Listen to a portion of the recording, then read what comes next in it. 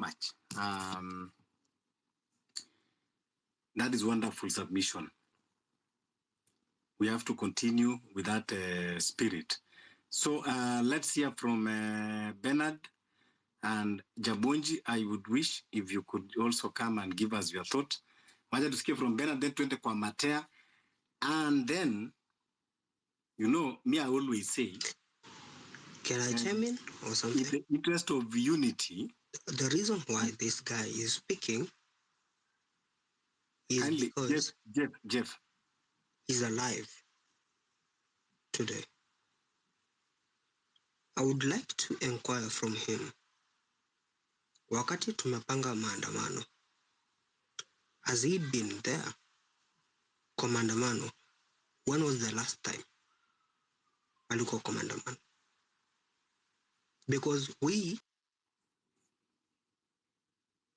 So yes, tutasikia kutoka kwa Bernard and then tukuje kwa Matea.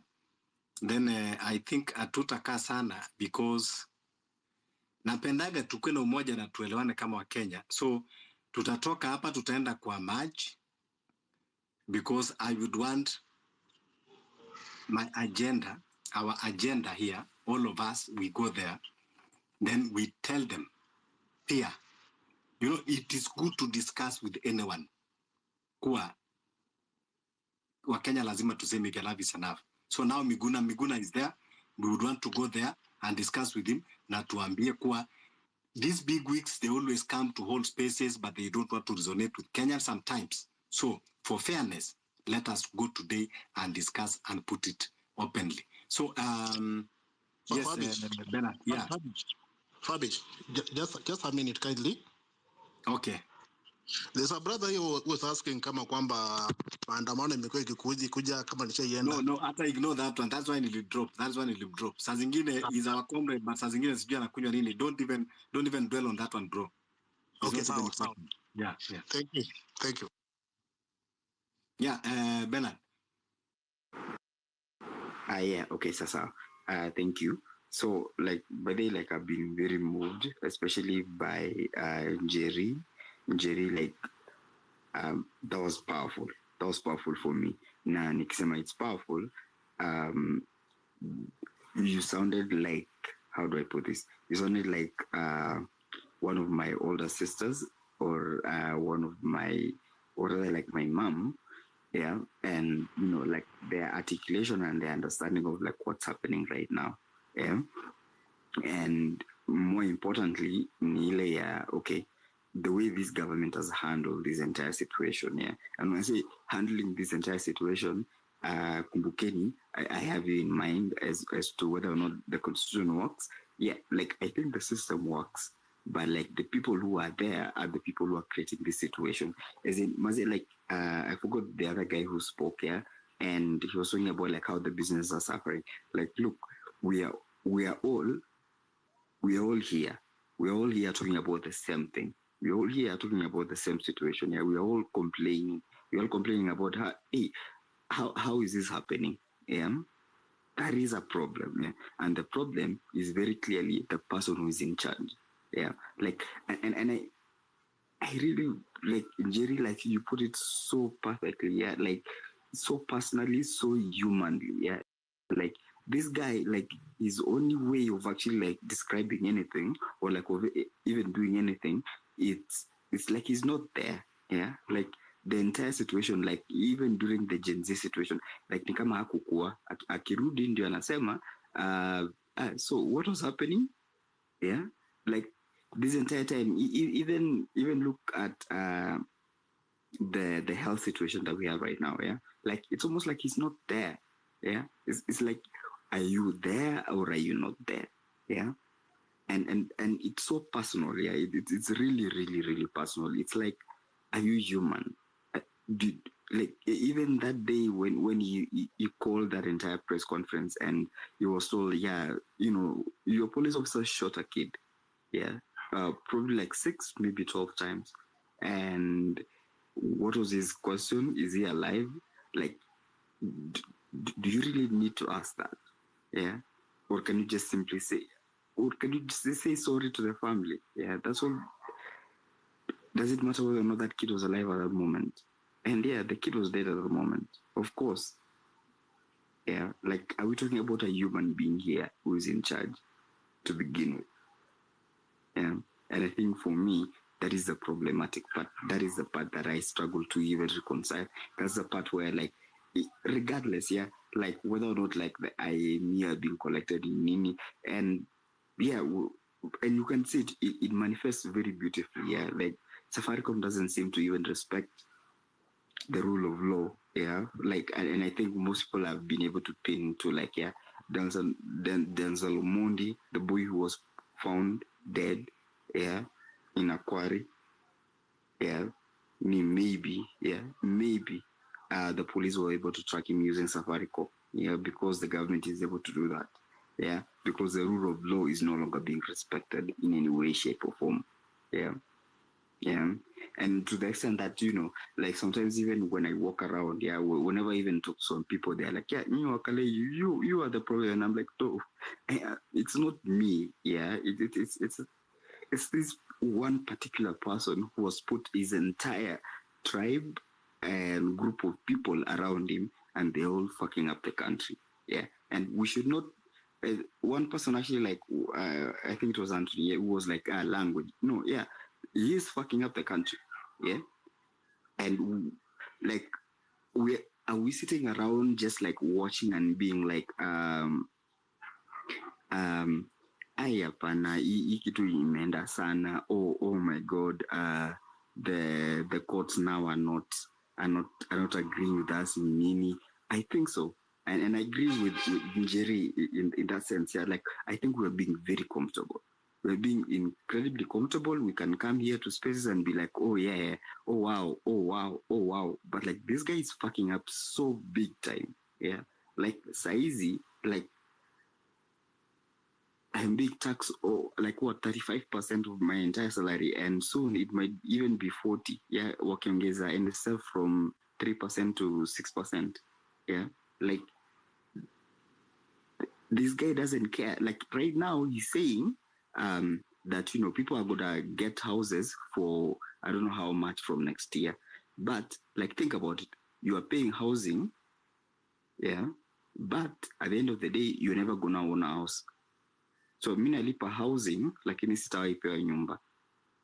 What the hell is that? Yeah, what's going on? How is this even possible? Like, it sounds like he's running his country like he's kaa nyumba yake.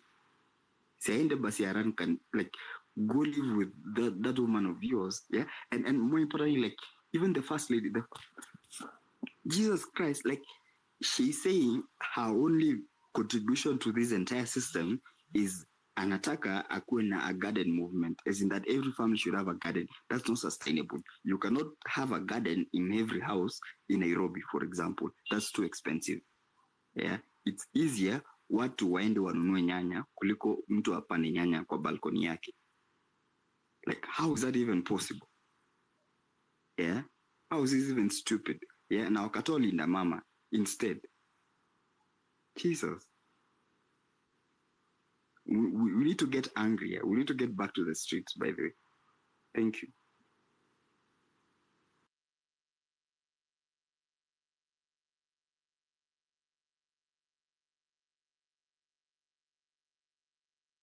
Yeah, we need to get back to the streets. So let's have a jog at 2 minutes. Then we go to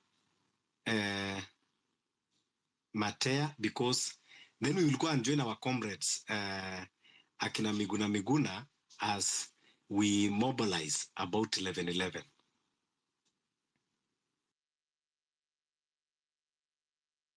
Hey, Fabish, how are you? Wanjiru? Yeah, I'm good.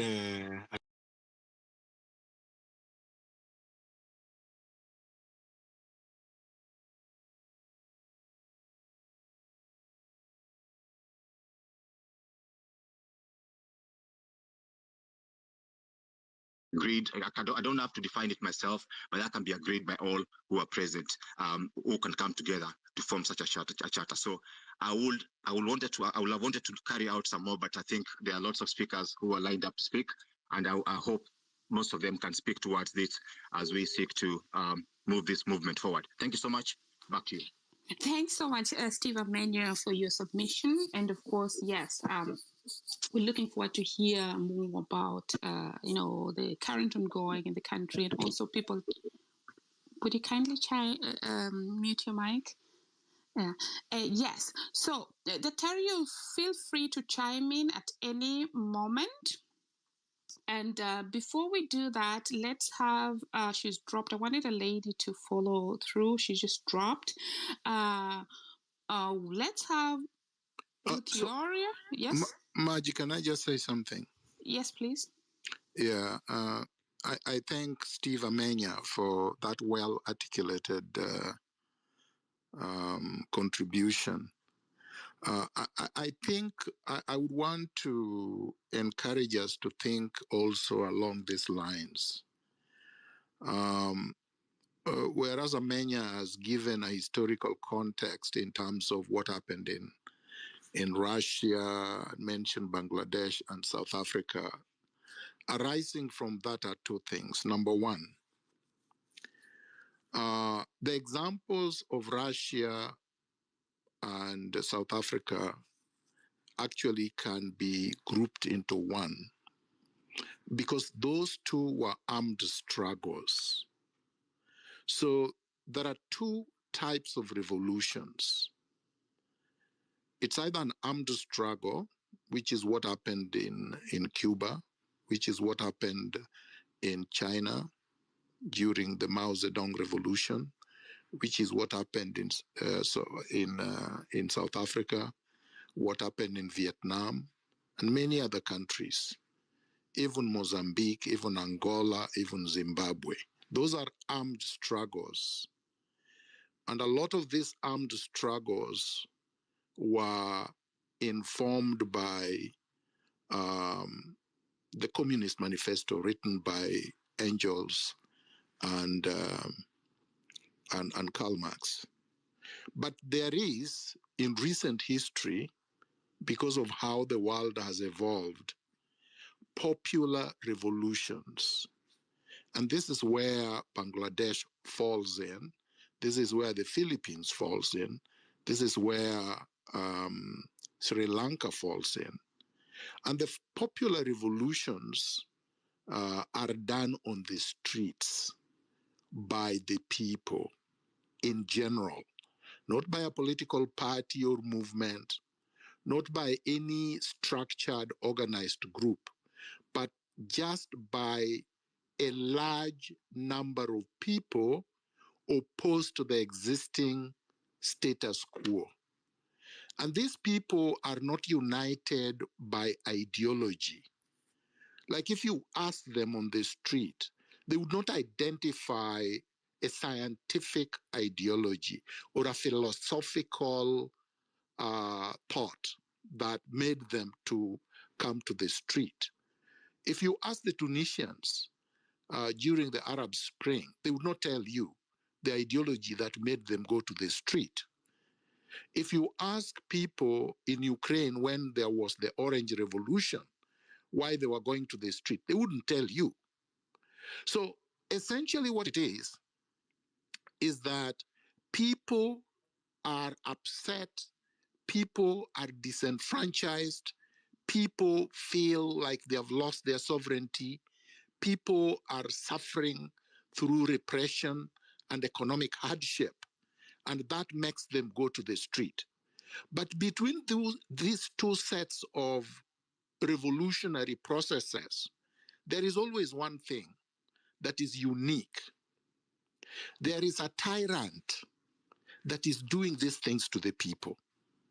So in Cuba, there was a tyrant called Batista. In South Africa, there was a man called Botha and the Nationalist Party. In the Soviet Union, there was the emperor. There has to be a symbol of somebody doing something to the people. If you don't give this opposition that symbolic nature, you will not be able to gather enough people organize them and mobilize them towards a goal. There must be somebody to be removed. There must be a system to be removed but symbolized by that somebody. Right now, it is Ruto.